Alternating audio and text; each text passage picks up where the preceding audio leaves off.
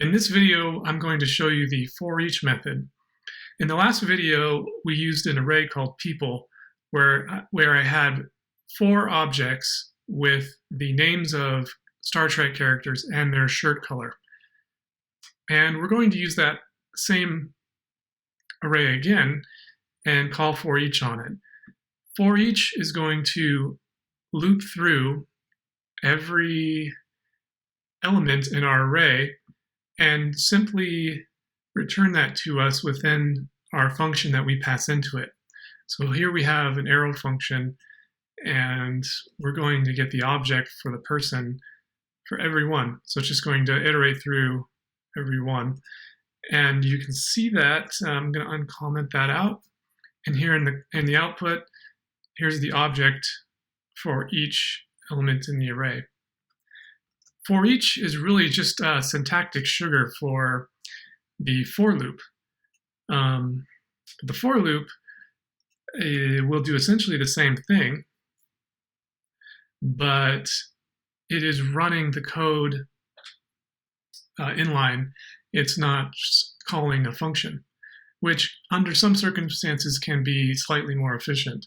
And so you kind of want to keep that in mind. If you need optimal efficiency, there may be good situations for choosing a for loop instead of the forEach method. Really, the forEach method is there for improved readability. It's easier and faster to type. But you can see it does the same thing. There are also some differences between the two. forEach helps prevent what are called off by one errors. So you can actually see here, if we look at this, the way that for loop works is we start with a variable I for index, and we say we're going to run this block of code for each time that I is up here. Well, up here we say for each time that I is less than the array length. And for every time it runs it, we're going to increment I. So I will start at 0, and then 1, 2, and then 3, and then finally it'll increment to 4, but then 4 will no longer pass our test, and so the block will not run again.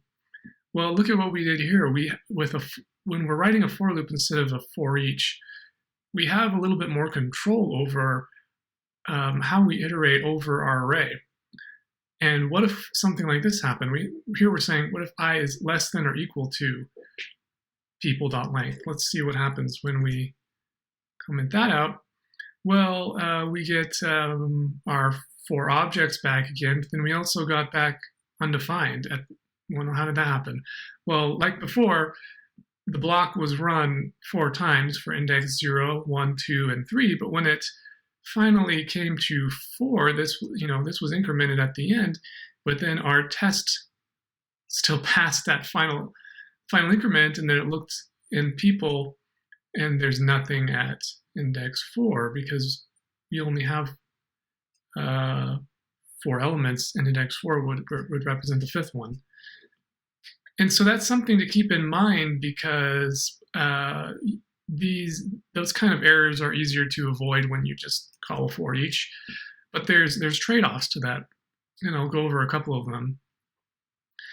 Let's look down below here. So remember that the for loop gives us a little bit more control over things, so we can use it to be more efficient if we really need to squeeze out efficiency.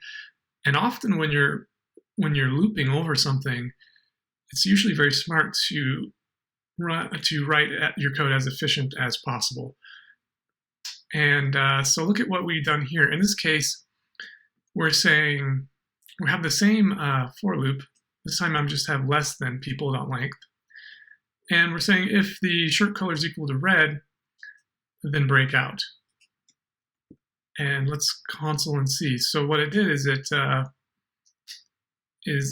analyzed this one, and the shirt color was yellow, so it continued. Shirt color was blue for the second. For the third one is equal to red. So it hit this break. The for loop ended, and therefore we didn't need to waste CPU cycles on analyzing this last one. There are several native JavaScript methods, which I've covered in other tutorials, which have this kind of efficiency built into them. For example, one I just went over called the find method says when you just want one element out of the array, it would do something very similar. And it would say, whenever our function evaluates to true, return that element, and then terminate out of the method. However, what if we wanted to do something more complicated or interesting, and our use case didn't fit under the use of the find method or the filter method or any of the others? Usually they will. 99% of the time, you could probably just use one of those native methods, but occasionally you might run into a situation where you need to get into the guts of the way that you're iterating over your array in a way that those other methods don't handle. Let's get into a couple examples which might kind of hint towards situations where that could be the case. I'm going to comment that out. Look at down here. We start with, here we're saying where let is equal to 2, or where I is equal to 2, and I is less than people.length, then increment I. In this case, we're going to start at index 2. So here we just have Jean-Luc Picard and William Riker because index 2 starts with Jean-Luc Picard because we knew the index where we wanted to start at. Now we could kind of simulate that behavior up here with forEach, because forEach lets us, it actually gives us access to the index and to a reference to the array, the whole array. And if we wanted to, we could do something similar. We could say where index is greater than 2. We could even say greater than or equal to 2. Then run our block and do whatever we're going to do. I'm going to comment that out and uncomment that. And that gives us the same result. And you might say, well, okay, then why do we need the for loop?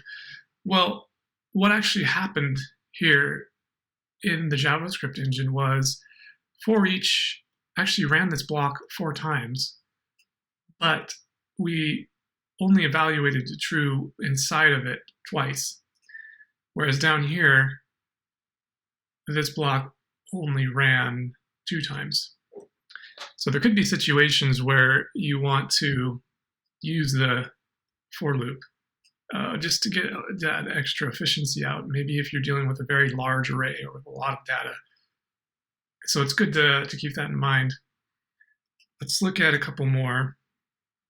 Here we have where I starts at 0, but I is less than people.length subtract 0. In that case, it's kind of the reverse of what we did before. We just want the first 2 back. We want to iterate through everything but the last 2 elements in the array. And here's another one. Makes it even a little bit more interesting. This time we're going to say where I is equal to 0 and I is less than people.length, but instead of just incrementing by 1 every time, we're going to increment by 2. And this will give us every even, the index of every even object. So actually starting with 0, but so like I said, that would be the odd ones. So we have data because he's at 0, and then so that I will be equal to 0 plus 2. So the next time we come around here, I will be equal to 2, which is Jean-Luc Picard. And then finally, I will be equal to 2 plus 2, which will be 4. And then it will say is 4 less than people.length. And it is not. It is exactly equal. And so you can see a few different situations where you might want to use forEach and where you might want to use the for loop. I would recommend using forEach for most situations. It's going to be just fine, and it's slightly more readable.